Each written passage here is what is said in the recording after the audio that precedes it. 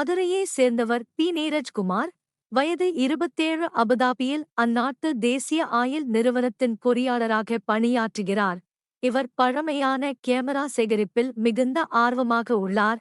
உலகின் பல்வேறு நாடுகளிலிருந்து 500 கேமராக்களை சேகரித்து தனது வீட்டில் அலங்கரித்து வைத்துள்ளார்.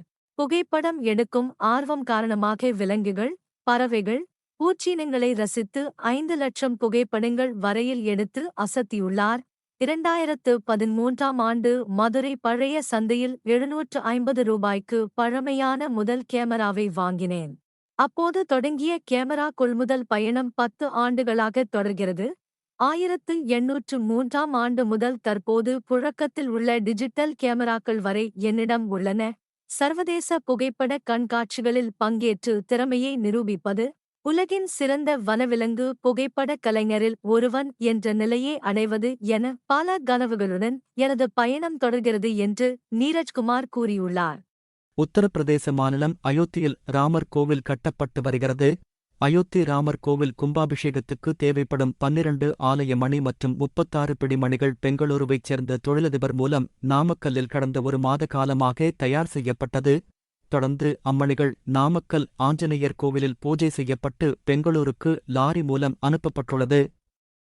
மணி தயாரிப்புக்கு காப்பர், வெள்ளி, துத்தநாகம் ஆகிய உலோகங்கள் பயன்படுத்தப்பட்டன. இம்மணிகள் மொத்தம் 1200 கிலோ எடை கொண்டது. தமிழகத்தில் ஆவின் பால் கொள்முதல் விலையினை லிட்டர் ஒன்றுக்கு 3 ரூபாய் உயர்த்தி வழங்க முதல்வர் மு. க. ஸ்டாலின் உத்தரவிட்டுள்ளார். இதனால் பசும்பால் கொள்முதல் விலை லிட்டர் ஒன்றுக்கு 35 ரூபாயிலிருந்து 38 ரூபாய் ஆகவும், எருமைப்பால் கொள்முதல் விலை லிட்டர் ஒன்றுக்கு 44 ரூபாயிலிருந்து ரூபாய் 47 ஆகவும் உயரும்.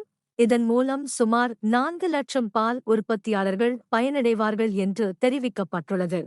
அவிநாசியில் உள்ள தனியார் உணவகம் வாடிக்கையாளர்களுக்கு உணவு பரிமாறும் வேலையை கடந்த சில நாட்களாக ரோபா ஒன்று செய்யத் தொடங்கியுள்ளது. இதனை பார்த்த வாடிக்கையாளர்கள் மற்றும் குழந்தைகள் மிகவும் வியந்து பார்த்ததுடன் சாப்பிட்டு முடித்த கையோடு செலுத்தியும் உணவு பரிமாறுவதை புகைப்படமும் எடுத்துச் செல்கின்றனர். சைனாவில் இருந்து இறக்குமதி செய்துள்ள ஒரு ரோபோவின் விலை 8,50,000 ஆகும். வித்தியாசமாக வாடிக்கையாளர்களை கவரவே இதனை செய்துள்ளோம் என்று கூறினர். ஒரு சர்வரின் பணியை ரோபோ செய்கிறது. சமைத்த உணவை சமையல் கூடத்தின் முன்பு நின்றிருக்கும் ரோபாவில் வைத்துவிட்டு எந்த டேபிளுக்கு கொண்டு செல்ல வேண்டுமென அசைன் செய்துவிட்டால் அந்த டேபிளுக்கு சென்று நிற்கும்.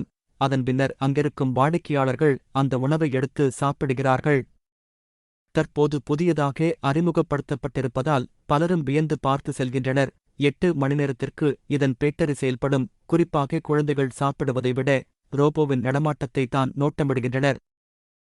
இந்தியாவிலேயே முதல் முறையாக பொங்கல் பண்டிகையை முன்னிட்டு அலங்காநல்லூர் அருகே 44 ரூபாய் கோடியில் பிரமாண்டமாக கட்டப்பட்டு வரும் மைதானத்தில் ஜல்லிக்கட்டு போட்டி நடக்க உள்ளது.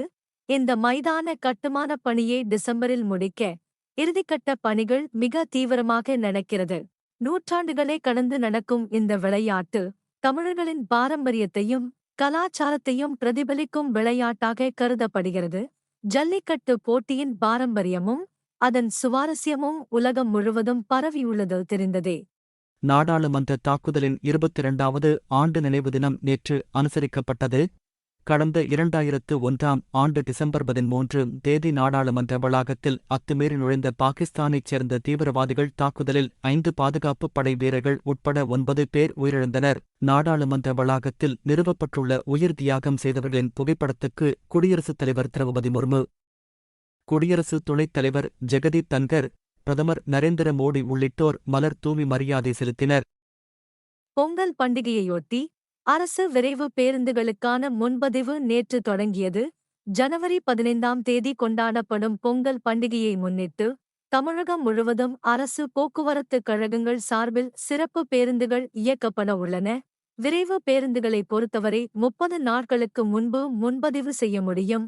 பொங்கலையொட்டி சொந்த ஊர் செல்லும் பெரும்பாலானோர் வெள்ளிக்கிழமை ஜனவரி 12 பயணத்தை மேற்கொள்ள திட்டமிடுவார்கள். அவ்வாறு பயணம் மேற்கொள்வோருக்கான முன்பதிவு வசதி நேற்று தொடங்கியது.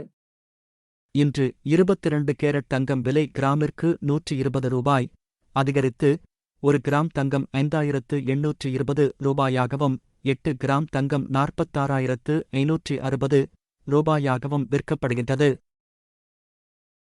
இன்று வெள்ளி விலை கிராமிற்கு 2 ரூபாய் 80 பைசா அதிகரித்து 1 கிராம் வெள்ளி 79 ரூபாய் 80 பைசாவாக விற்கப்படுகின்றது.